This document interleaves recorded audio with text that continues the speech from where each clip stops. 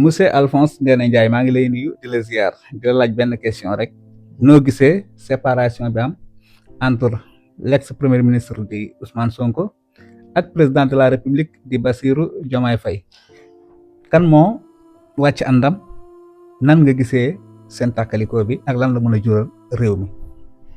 Alors mbala may répondre sa question Seydina Alioune Bari dama am naa mbégte trop di la dalal aussi donc di déglu sa aussi li ngay def ci à travers donc internet bi voilà mu nekk lu am solo. Alors question bi mu posé comme ni ma ko waxee tout à l'heure bi may commencer lu am importance la parce que boo xoolee débat politique yi fi mu toll nii ñëpp par exemple lan la ñuy waxtaanee donc mooy gouvernement bi fi nekk ak li fi jot a xew diggante tàkkaliko bi am entre le président Ousmane Sonko ak le président Bassirou Diomaye Diakhar Faye. Alors tout d'abord dañuy jógee ci lu ñuy wax genèse mooy lan début bi fu ñu tàmbalee fan lañ tàmbalee ci ànd lañ tàmbalee commencé nañ ci seeni ay famille tuddante ay doom yéeg wàcc lu nekk xew na si loo xam ne sax xëy na ñun ñi nekk ay simple sympathisants donc fekke wuñ ko wala xamuñ ko woon mais seen tàqaliko bi tax na ñu xam lu bari. Léegi man li ma mën a wax mooy que Diomaye moo am tort ak lu mënti xew. lu tax nga wax loolu Diomaye moo am tort. Pourquoi?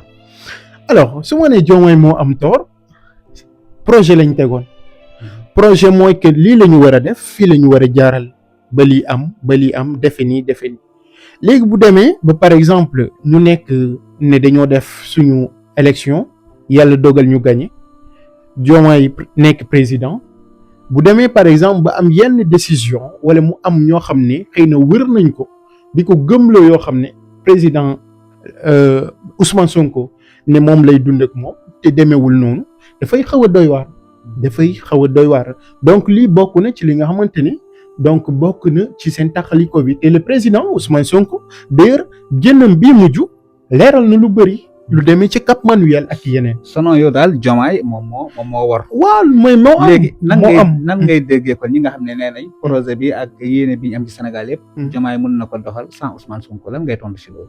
ba tey loolu aussi loo xam ne mën nañ jàpp ne xëy na ça reste flou damay ne ça reste flou maanaam loo xam ne leeragul te avec le gouvernement bi ñu andi nii récemment aussi mën nañ gis ne c'est justement quelque chose qui est collé comme ça loo xam ne donc voilà gis nga le président Ousmane Sonko bi mu génnee lan la wax que c'est un gouvernement boo xam ne dañoo wëri ay ministre ba sonn sax mais ils ne parviennent pas à avoir carrément. da nga jàpp ne gouvernement takkale la. mais gouvernement takkale la mon cher.